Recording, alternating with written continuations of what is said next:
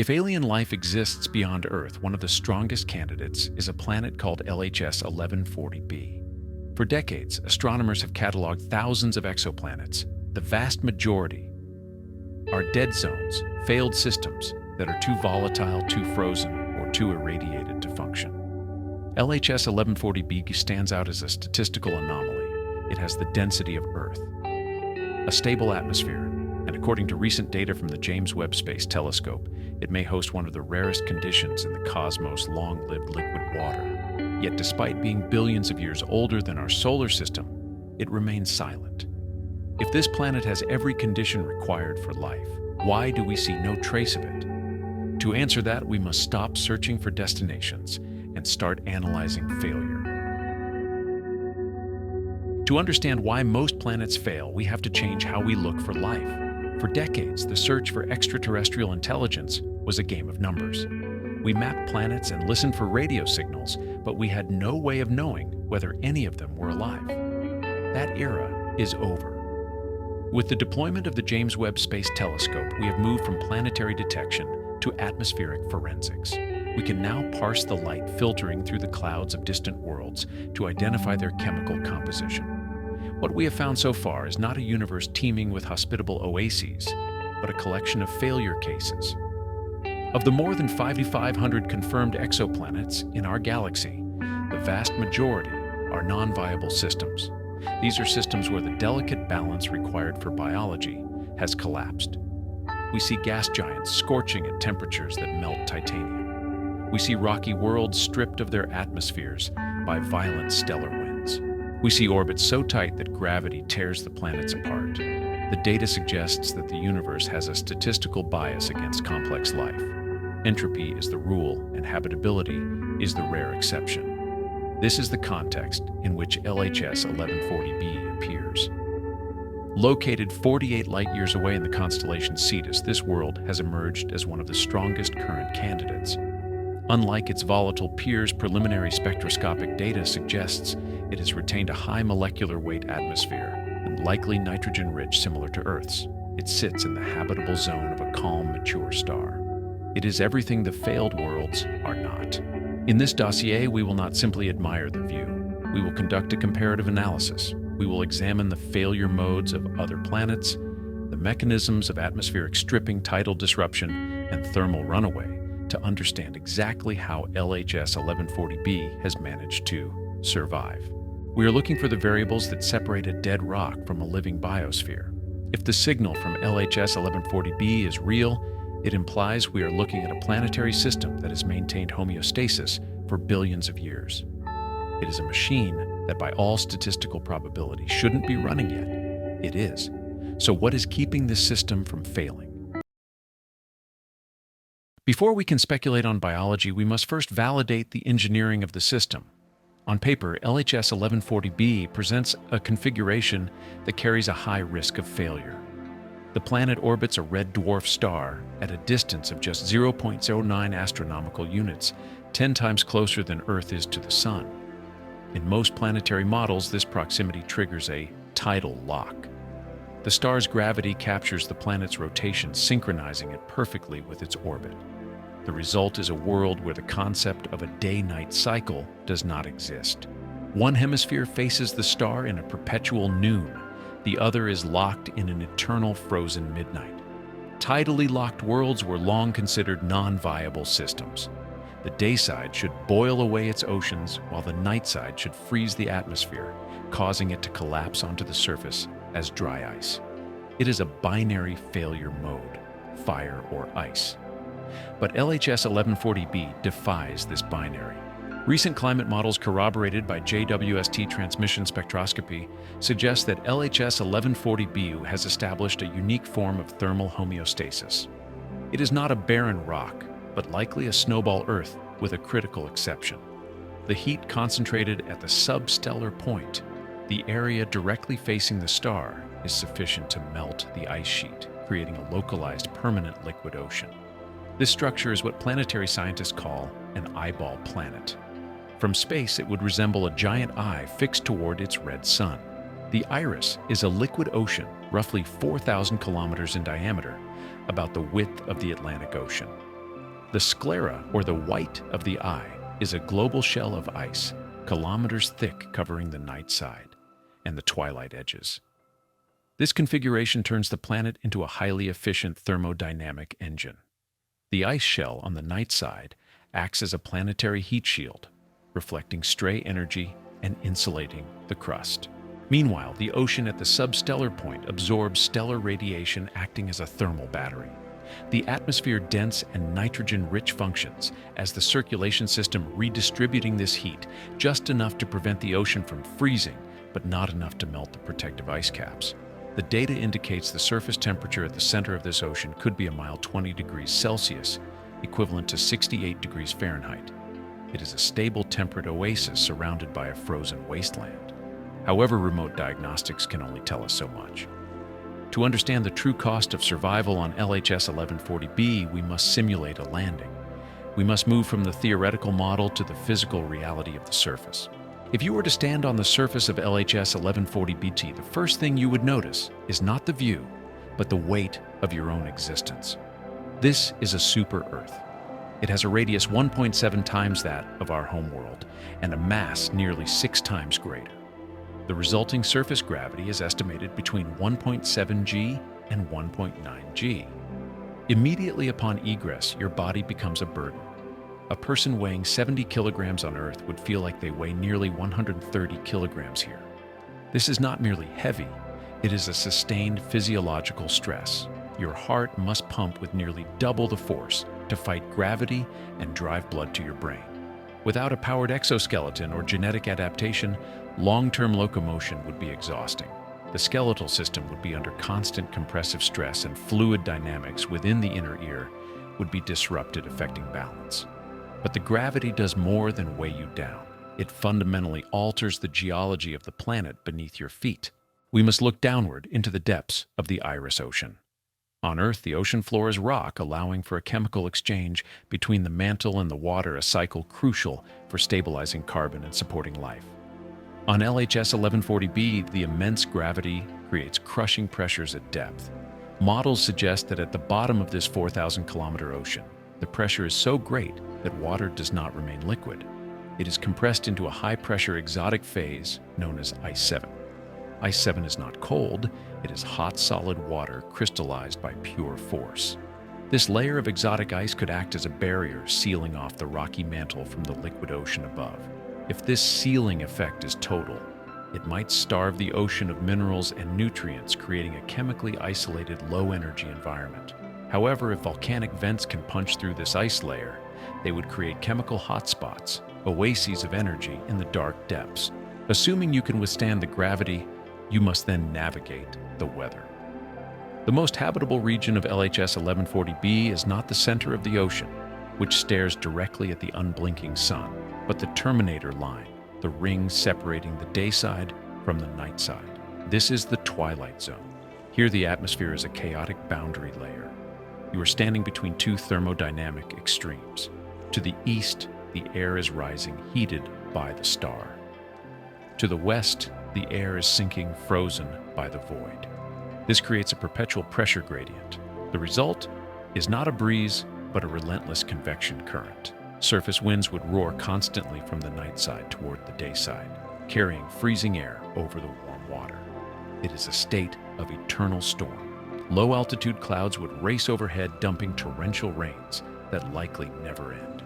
Surviving here means enduring a permanent hurricane in nearly double gravity under a red twilight that never fades to black. On paper, the engine runs, the system works. LHS 1140b has managed to carve out a niche for liquid water in a hostile universe. But looking at it in isolation is dangerous. It looks stable until you remember what stable costs in this galaxy. To truly price the stability of LHS 1140b, we cannot just look at its success. We need to look at the systems that failed. We need to examine the systems that failed under similar conditions. To understand the extraordinary luck of LHS 1140b, we must examine the planets that failed under different physical constraints. Our first case study is a world that at first glance appears deceptively Earth-like. 65 light-years away sits HD 189733b. In visible light, this planet appears as a deep cobalt blue marble. To the human eye, it resembles a giant ocean world. perhaps a larger version of Earth. But in planetary forensics, color is often a deception. Spectroscopic analysis of HD 189733b reveals that this blue hue does not come from the reflection of liquid water. It comes from the Rayleigh scattering of silicate particles in the upper atmosphere. This planet is not wrapped in clouds of water vapor, it is wrapped in clouds of glass. This represents a severe atmospheric failure mode. The planet is a hot Jupiter orbiting so close to its star that its atmosphere has become a hyperactive, abrasive environment. The temperature differential between the day side, which exceeds 900 degrees Celsius, and the night side creates a pressure gradient that defies terrestrial meteorology. This drives winds at speeds exceeding 2 kilometers per second, roughly Mach 7. That is 7 times the speed of sound. If you were to deploy a probe into this atmosphere, the failure would be instantaneous. It would not be destroyed by the heat alone. It would be mechanically dismantled. At these velocities, the silicate particles, essentially molten glass shards, do not fall downward like rain. They fly horizontally. The kinetic energy of these particles at Mach 7 turns the atmosphere into an industrial sandblaster. Any biological material exposed to this environment would not just be burned, it would be rapidly eroded through mechanical abrasion and thermal stress. HD 189733b teaches us the first lesson of the cosmos: a stable visual signature does not guarantee a viable system. But while HD 189733b fails chemically, other worlds fail geometrically. If atmospheric abrasion is a slow death, our next case study represents a terminal structural failure. This is WASP 12b, a planet that illustrates the consequences of orbital instability. Located 600 light-years away, WASP 12b is a gas giant that has drifted too close to its host star, the primary energy source of the system. It orbits just 2 million miles away, completing a year in a single Earth day. At this proximity, gravity stops being a holding force and becomes a shearing force. The differential in gravitational pull between the planet's near side and far side creates immense tidal stress. As a result, WASP 12b has lost its spherical integrity. It is no longer a round planet. It has been stretched into a prolate spheroid, the shape of an egg. This system is currently undergoing a structural integrity failure. The planet has crossed its star's Roche limit, the theoretical line where a satellite's own gravity can no longer hold it together against the tidal forces of the primary body. The result is irreversible mass transfer. The host star is actively stripping the planet's outer layers. Observations suggest that superheated gas is being siphoned off the planet at a rate of nearly 6 billion tons per second. This material forms a spiraling accretion disk around the star before being consumed. WASP 12b is undergoing irreversible structural disintegration. Models predict that in 10 million years, a blink of an eye in cosmic time, this world will be completely consumed. It will cease to exist. These failure cases clarify why LHS 1140b is so significant. LHS 1140b has avoided the atmospheric toxicity of HD 189733b. It has maintained a safe orbital distance, avoiding the structural annihilation of WASP 12b. It sits in a rare Goldilocks equilibrium where physics allows complex chemistry to survive. So if LHS 1140b avoids the obvious failure modes, why isn't every astrobiologist betting on it? Because there is another candidate. A rival system that is more famous, more crowded, and closer to home. But this rival hides a different kind of flaw, one that might make it the biggest trap in the galaxy. When discussing Earth 2.0 candidates, one name dominates the conversation: TRAPPIST-1, located just 40 light-years away. The system is the celebrity of exoplanet astronomy. It boasts not one but 7 Earth-sized worlds, packed tightly around an ultra-cool dwarf star. 3 of these planets, including the famous TRAPPIST-1e, sit squarely within the habitable zone.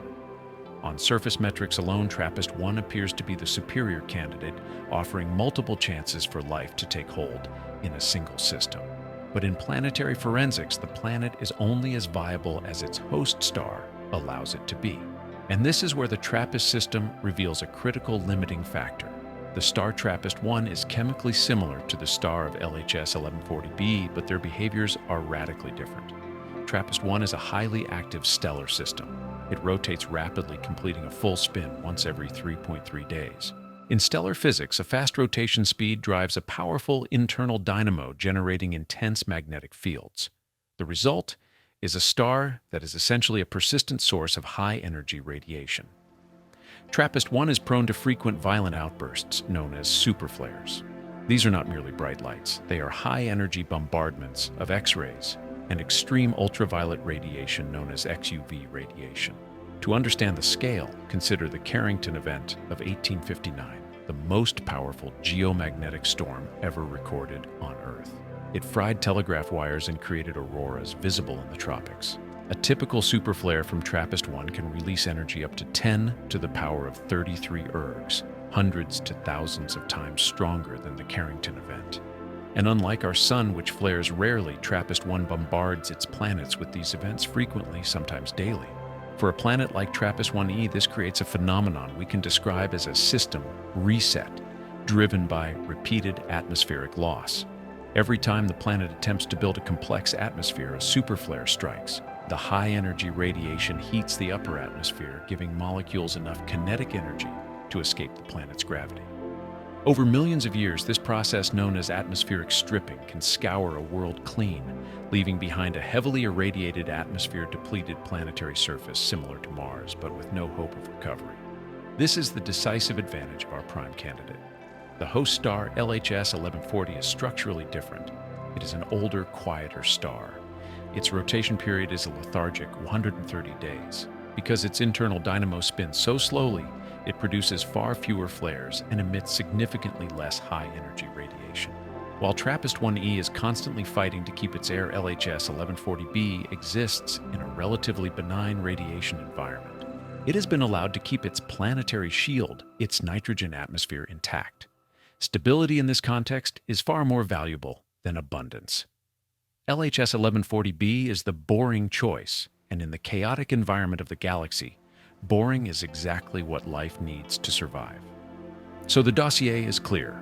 LHS 1140b avoids the atmospheric abrasion of HD 18973b, it avoids the structural collapse of WASP-12b, and it avoids the radiation resets of TRAPPIST-1. It has the water, it has the atmosphere, it has the stability. This leads us to the most unsettling part of the investigation. If LHS 1140b possesses an unusually favorable set of conditions, and if it has held those conditions for billions of years longer than Earth, the silence becomes harder to explain. The missing variable isn't climate, it's time. If we accept the physical evidence, LHS 1140b is a masterclass in planetary survival. It has weathered the chaotic formation of its system, retained its volatile elements, and maintained a stable orbit for eons. But this brings us to the most uncomfortable data point in our dossier age. Our solar system is approximately 4.5 billion years old. The LHS 1140 system is estimated to be at least 5 billion years old, potentially much older. This means that if life emerged there on a timeline similar to Earth's, it has had a head start of hundreds of millions, perhaps billions of years. Time is the ultimate variable. Given that much time, biological evolution would have had ample opportunity to transition into technological evolution. A civilization just 1,000 years ahead of us would be indistinguishable from magic. A civilization a billion years ahead should be omnipresent. This is the heart of the Fermi paradox if the conditions appear favorable, as LHS 1140b suggests, and the time is ample as the stellar age demonstrates. Where is everybody? There are two statistical possibilities. First, the Great Filter hypothesis.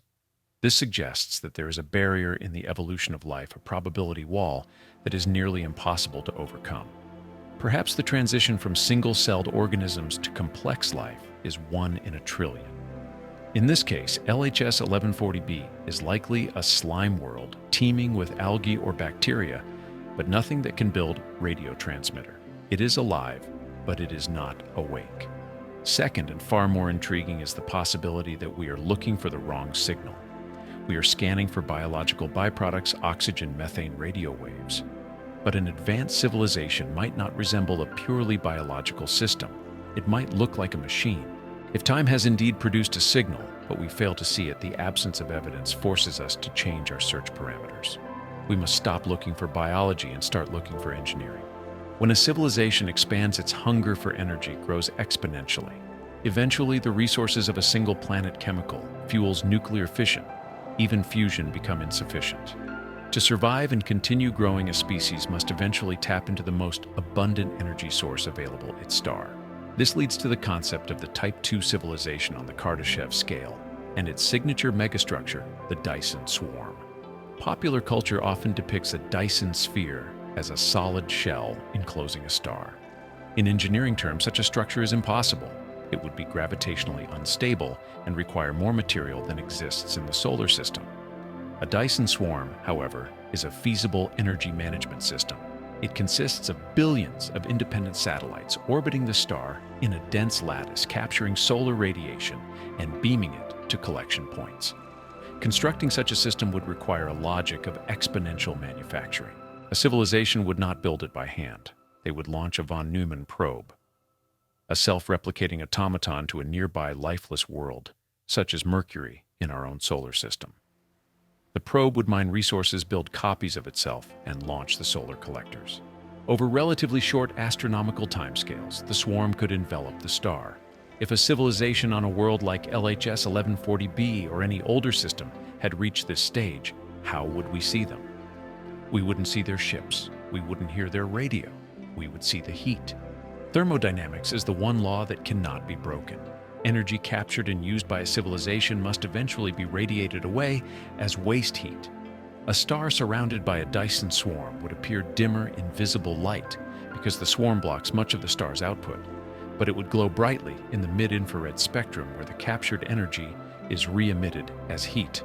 This is a technosignature. It is the thermal footprint of an advanced civilization. Currently, projects like Project Hephaestus are mining data from Gaia and infrared surveys to find stars with this specific infrared excess. We are looking for systems that violate the standard luminosity curve stars that are too dim to be naked, but too hot to be hidden. So far, the search has found anomalies, but no smoking gun. But the existence of worlds like LHS 1140b proves that the real estate exists. The platform for long-term evolution is real. If we look at LHS 1140b and see no radio signals, it might mean the planet is empty. Or it might mean that the inhabitants have simply graduated. They may have moved beyond planetary living, encasing their star in a swarm to harvest every joule of energy, ensuring their survival against the greatest threat of all entropy itself. Perhaps we don't find them because they don't want to be found. Or perhaps in the grand scale of the cosmos, an efficient civilization is a quiet one. They are not broadcasting their existence, they are simply busy keeping their system running. Our investigation into LHS 1140b ends not with a handshake, but with a mirror.